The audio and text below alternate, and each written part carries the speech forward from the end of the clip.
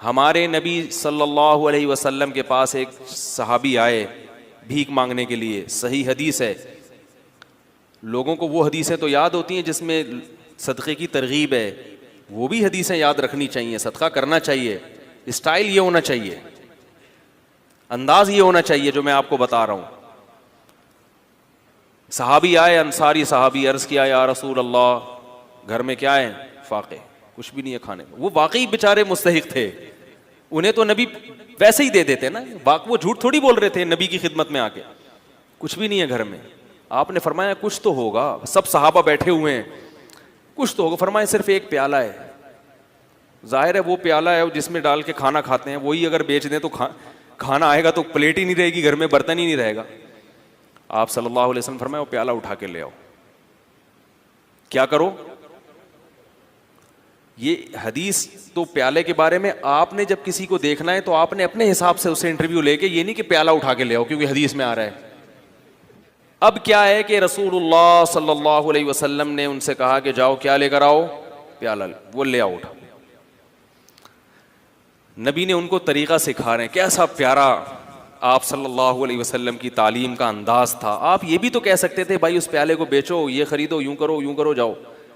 تو آپ نے معلم کو بھی بتا دیا کہ تم نے غریب کو صحیح راستہ بھی دکھانا ہے اور اس کے ساتھ اس راستے میں تعاون بھی کرنا ہے. وہ بیچارہ کانفیڈنس نہیں ہوتا, آپ نے اس کو سمجھا کے نکل لیے, وہ کنفیوز ہے یار میں نے کیا کرنا ہے. ہر آدمی میں کانفیڈنس نہیں ہوتا, قوت فیصلہ نہیں. تو آپ نے بتا دیا کہ اس کے ساتھ تعاون کرنا ہے, اس کی حوصلہ افزائی کرنی ہے. تو آپ یہ نہیں آپ صلی اللہ علیہ وسلم نے فرمایا کہ جاؤ وہ پیالہ بیچو اور یہ کرو اور وہ کرو اور خود ہی کر لو سارا کچھ. فرمایا لے آؤ. جیسے جیسے کہہ رہا ہوں نا ویسے ویسے گویا انگلی پکڑ کے چلانا سکھا رہے ہیں, بھیک سے انگلی پکڑ کے چھڑوا رہے ہیں. یہ زیادہ بڑی خدمت ہے. اگر آپ صلی اللہ علیہ وسلم ان صحابی کو کھانا دے دیتے, صدقہ دے دیتے, اگلے دن پھر آ جاتے, وہ تو کھاؤ ختم. اور تھوڑے دنوں میں کیا ہوتا, ان کی زوجہ بھی یہی, بچے بھی یہی کر رہے ہوتے.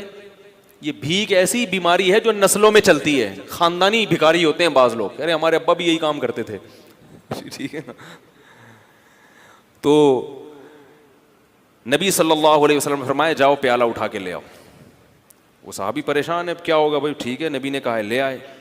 آپ صلی اللہ علیہ وسلم نے فرمایا اسے کون خریدے گا؟ ہر چیز کا کوئی نہ کوئی طلبگار ہوتا ہے. ایک صحابی نے فرمایا 1 درہم میں یہ مجھے دے دیں. آپ نے فرمایا اس سے زیادہ میں کون خریدے گا؟ بھائی اب بزنس کا تو اصول ہے نا, سرمایہ چاہیے تو جتنا زیادہ سرمایہ لے سکتے ہو. یار بھائی بزنس کا تو اصول ہے, حلال سرمایہ ہے. تبھی یہ یاد رکھو اسلام نے کسی چیز کی قیمت متعین نہیں کی ہے. نبی نے فرمایا دعوا الناس, لوگوں کو اپنے حال پہ چھوڑ دو, قیمتیں متعین مت کرو. ان اللہ هو المسعر, اللہ چیزوں کی قیمتیں خود متعین کرتا ہے. جس چیز کی قیمت اللہ نے بڑھانی ہوتی ہے مارکیٹ سے شارٹ کر دے گا اس کو, جس چیز کی قیمت اللہ نے گھٹانی ہوتی ہے مارکیٹ میں اللہ اس کو وافر مقدار میں پھینک دیتے ہیں. اس لیے اصل اصول یہی ہے کہ کسی چیز کی قیمت متعین نہیں ہے. آپ اپنی چیز دھوکہ نہ ہو اس میں, جس قیمت پہ چاہے بیچیں. لوگ کہتے ہیں وہ تو پھر اتنی قیمت چیز مہنگی ہو جائے گی. بھائی وہ آپ سے نہ خریدے, وہ ساتھ والے سے خرید لے, کیا خیال ہے؟ تو وہ تو خود بخود. ہاں گڑبڑ جب ہوگی جب تاجر مل کے آپس میں ایکا کر لیتے ہیں, معاہدہ کر لیتے ہیں کہ اس سے کم پہ نہیں بیچنا, یہ ناجائز ہے. اسی وجہ سے پھر حکومت کو انوالو ہونا پڑتا ہے, چیزوں کی قیمتیں متعین کرتی ہے. تو آپ صلی اللہ علیہ وسلم نے فرمایا کون خریدے گا؟ ایک صحابی نے کہا 1 درہم میں. آپ نے فرمایا کہ اس سے زیادہ میں کون خریدے گا؟ ایک صحابی نے کہا میں 2 میں خریدوں گا. اس سے زیادہ بولی لگ نہیں رہی تھی.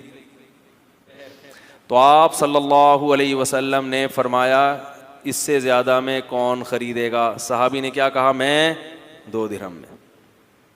2 درہم میں خریدا. 2 درہم آپ صلی اللہ علیہ وسلم نے ان صحابی کو دیے. فرمائے 1 درہم سے کلہاڑی لے کر آؤ اور 1 سے اپنے اور اپنے بچوں کے لیے کھانا لے کر آؤ, گزارا چلاؤ فی الحال, کیونکہ اب بھوک کا بھی تو کوئی علاج کرنا ہے نا. تو وہ گئے 1 درہم سے کیا خریدا؟ گزارے لائق. یہ نہیں کہ پیزا لے کے جا رہے ہیں. آج یہ بھی ہوتا ہے, اپنی حرکتیں ٹھیک نہیں ہیں, اتنی ارننگ نہیں ہے جتنا گھر میں خرچہ شروع کر دیا, اور کہہ رہے ہیں خرچے ہی نہیں پورے ہو رہے, خرچے ہی نہیں پورے. اور کہاں سے پورے ہوں گے بھائی؟ آپ کی اوقات دکان آپ کی پکوڑوں کی ہے اور باتیں کیا کر رہے ہو؟ کروڑوں کی باتیں کر رہے ہو. تو اپنی اوقات دیکھ کر اپنے پاؤں پھیلاؤ نا. وہ جو بھی بیچاروں کو ملا ہوگا جو کی روٹی. بھائی فی الحال بیگم میری اپنی عادت کیا ہے کہ میں اکثر میں کبھی بھی کوشش کرتا ہوں کسی بھیک مانگنے والے کو نہیں دوں, الا یہ کہ جب 100% اطمینان ہو جائے کہ واقعی یہ مستحق ہے اور کچھ کر نہیں سکتا, وہ ایک الگ بات. میں جب میرے پاس بھی لوگ کچھ صدقے وغیرہ کے پیسے بھیجتے ہیں, کچھ میں اپنی طرف سے بھی صدقہ کرتا ہوں, تو میں کسی مزدور کو تلاش کرتا ہوں, کیونکہ یہ پتا ہے کہ یہ بیچارہ اگر مالدار ہوتا تو اتنی ٹف مزدوری, بولو بھائی, نہ کر رہا ہو. یہ مالدار نہیں ہے تو یہ مزدوری کر رہے ہیں. نمبر 2, یہ آدمی لالچی نہیں ہے. لالچی ہوتا تو محنت گڑا تھوڑی کھود رہا ہوتا, وہ رکشا تھوڑی چلا رہا ہوتا. تو ایسے آدمی کو بغیر مانگے دے دو, اور سرسری غور کرو کہ زکوٰۃ کا مستحق ہے یا نہیں. اگر لگ رہا ہے تو زکوٰۃ بھی دے سکتے ہیں اس کو, نہیں تو صدقہ تو بہرحال, صدقے میں تو یہ کوئی قانون نہیں ہے, صدقہ تو مالدار کو بھی دیا جا سکتا ہے, تو غریب کو کیوں نہیں دیا جا سکتا؟ وہ تو اور زیادہ ثواب ہے اس میں. اور بعض دفعہ اگر میرے پاس کوئی بڑا اماؤنٹ ہو تو پھر میں کیا کرتا ہوں, میں کسی غریب سے یہ پوچھتا ہوں, جو انٹرویو لیتا ہوں نا, کہ بھائی آپ یہ کیوں کر رہے ہو, یہ کیا ہے. وہ اس کو نہیں پتا ہوتا یہ مولوی صاحب مجھے چندہ دیں گے. اگر پہلے پتا چل جائے نا تو پھر چھوڑو ہوتے ہیں. پھر آج کل یہ غریب کیا ہوتے ہیں, لمبی لمبی چھوڑنا شروع کر دیتے ہیں. کہہ رہے ہیں مجھے 2-3 کروڑ روپے مل جائے نا, پھر ایسی باتیں شروع کرتے ہیں. ان کو نہیں پتا, ویسا ہی ہے, ہیلو ہائے, اور بھائی طبیعت سیٹ انڈی والان خا ٹول مول. اگر پٹھان ہے تو تھوڑا سا پشتو مشتو ماری, پنجابی ہے تو تھوڑا سا اس میں, اور بھائی پہاڑ کی حال ہے تو ٹھیک ٹھاک ہو. اس طرح کی تھوڑی سی گلا شلنا کر کے تو تھوڑا سا اس کو مانوس کیا. اس کے بعد اس سے رپورٹ طلب کی, اور بھائی کیا کر رہے ہو, گھر بھر کیسا چل رہا ہے. تو جو عزت دار آدمی ہوتا ہے وہ پہلی دفعہ میں تو یہی کہے گا الحمدللہ اللہ کا دیا بہت کچھ ہے. اب یہ نہیں کہ ہم بھاگ گئے, اس کا مطلب ہے بندہ سفید پوش ہے, اللہ کا شکر ادا کر رہے ہیں. تو بھائی اللہ کا دیا ماشاءاللہ بہت کچھ ہے. بچے کتنے آپ کے؟ جی 2-3 درجن بچے ہیں ماشاءاللہ. ایک مثال دے رہا ہوں, ویسے ہوتے نہیں کسی کے. اور کون ہے گھر میں؟ یار ویسے ہی پوچھ رہا ہوں یار, تنخواہ کتنی ہے؟ کہ نا الحمدللہ یہ دہاڑی ہو جاتی ہے. تو اس دہاڑی میں گزارا ہو جاتا ہے؟ ہاں بھائی ہو جاتا ہے. اس کا مطلب ہے کہ گزارا نہیں ہوتا, کیونکہ اس دہاڑی میں اسباب کی دنیا میں اتنے بچوں کے ساتھ گزارا نہیں ہوگا. تو بھائی اس کو لفافہ چپکے سے پکڑاؤ اور پتلی گلی سے نکل لو. اور اس سے زیادہ اچھا کام کیا ہے؟ بعض دفعہ یہ بھی میری کوشش ہوتی ہے, کبھی اس میں کامیاب ہوتا ہوں کبھی نہیں بھی ہوتا, اور کبھی یہ کوشش نہیں بھی کرتا, ٹائم ہی نہیں ہوتا. لیکن میں اس لیے آپ کو بتا رہا ہوں کہ بھائی یہ کام کریں گے تو انشاءاللہ انسانیت کی خدمت ہوگی, اپنی قوم کی خدمت ہوگی, اور اپاہج نہ بنائیں لوگوں کو. پھر میں اس سے کہتا ہوں کہ یار یہ آپ اس سے آسان کام کیوں نہیں کر لیتے؟ یا کوئی واقعی بے روزگار ہے, وہ ایسا بھی ہوا ہے, بھکاری آیا ہٹا کٹا, میں نے کہا آپ کچھ کرتے کیوں نہیں؟ کہہ رہے ہیں یار آج کل روزگار نہیں مل رہا, میں کیا کروں. میں نے کہا ٹھیک ہے آ جاؤ, ہماری مسجد میں کام ہو رہا تھا.